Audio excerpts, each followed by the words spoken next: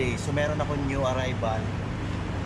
2018 Toyota Fortuner G automatic diesel. Actually, trade-in po siya sa 2024 Ford Territory X. Titanium X yung Sabado lang. So bagong arrival, check po natin. 140k mileage pero full casa record. So pakita ko po sa inyo din. Dala ko yung scanner ko, medyo matabakan.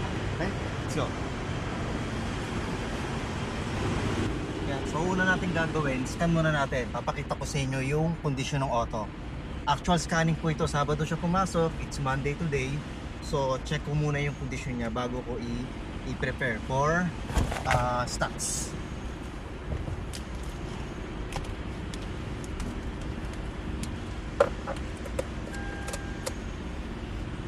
Yung owner nito, bali ito first owner po ito.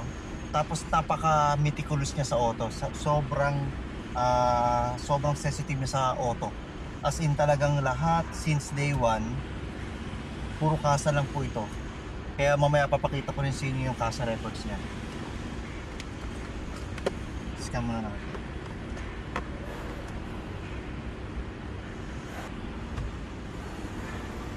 Okay, let's go. Pakita ko sa inyo yung mileage. Ayan, so 140,000 yung mileage. Naka-on lang po yung accessories, kaya yung po yung mga nakailaw. Ayan, check natin lahat. Okay, yung airbags, lumalabas. Okay, so lahat okay. Ngayon, it shows lang talaga na no mileage tampering po kami. Kasi even mataas po yung mileage, tinatanggap po namin yan as long as maganda po yung kondisyon ng auto.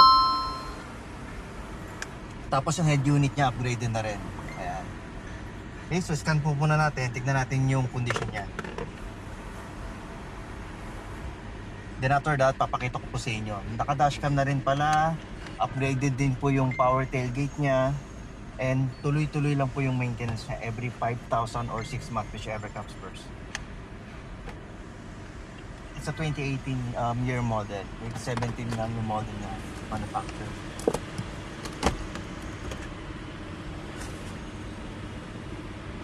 Ayan. So, 140,000 yung travel mileage niya.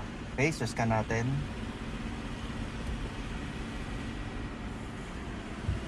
Actually, yung mga ganitong auto, ako, sa akin di issue yung mileage eh. Ang pinakamahalaga talaga sa akin yung kondisyon ng auto. Kasi may mga naging stocks kami na mas mababa pa yung mileage sa auto na to. Kahit same Fortuner, mas mababa yung mileage pero mas sariwa yung itong mas mataas. Kasi depende pa rin yan sa maintenance eh. Kasi syempre kapag ka nagpapa-maintenance ka or change oil ka, mahalaga doon yung how frequent ka magpalit ng langis. Kasi kapag ka matagal ka magpalit, nagbi-build yung sludge, tapos nagkakaroon ng mga residue, yung mga namumuo, so mas pangit yung kondisyon ng makina. Ito kasi tuloy-tuloy lang yung maintenance niya, as in talagang walang palya. Papakita ko sa inyo yung kasa records niya. Ito actual scanning po natin.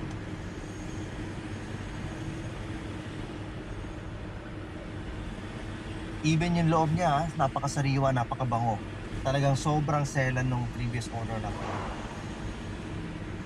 Ayan, so actual scanning po tayo. 7 system pound, 0 DTC or 0 po yung history or errors. Tignan natin po yung actual mileage niya.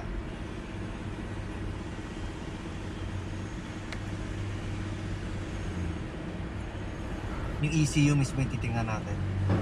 Yan. Naka-miles. Total distance traveled. Ito yung sa ECU. Kita natin yung metric para kilometers. Ayan. 140,683. So talagang legit na legit yung mileage. Okay? So ngayon, tingnan naman natin yung kondisyon ng auto.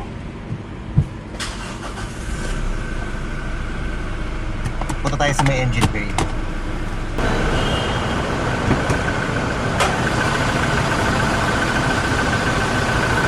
Ito ay nag-grade din ng client. Naka-hydraulic siya.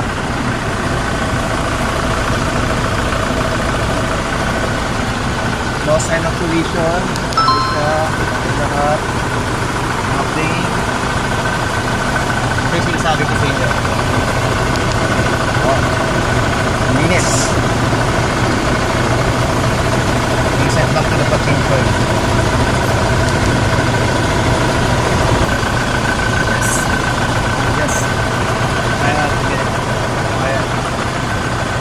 Tingnan na natin yung loob.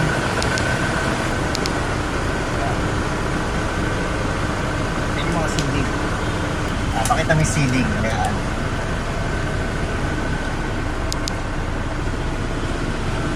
Wala namang magpapalag-print tayo. Palag-print tayo kasi matigas.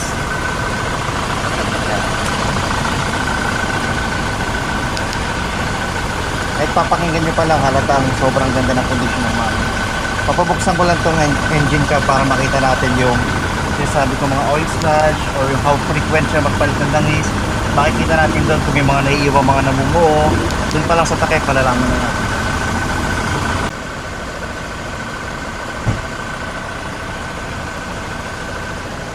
Klase mo pa lang, malakas na eh.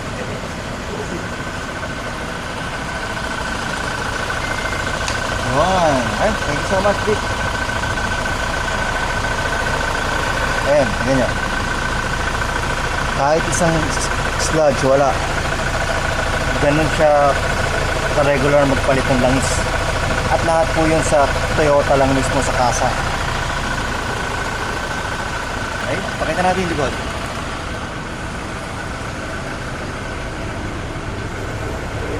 Sa mga G variant, wala po itong power tailgate.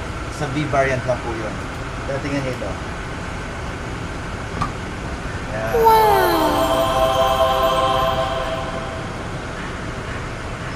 Ayan. So, pinalagyan nyo na rin. And ito yung mga parts na pinalit niya. Binigay na lang sa amin.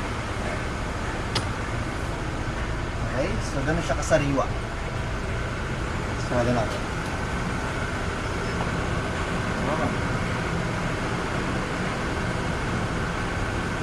So, kita.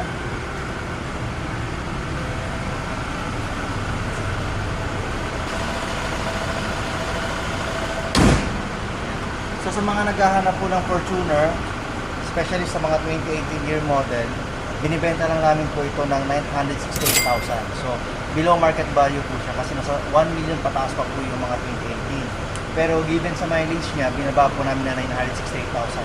Pero negotiable upon viewing po yun. So punta na kayo ng showroom, hanapin niyo lang ako, then pag-usapan natin kung magkano po yung magiging request po ninyo or bibigyan ko kayo ng magandang discount. Right? So tingnan po ninyo doon. Ikot nyo.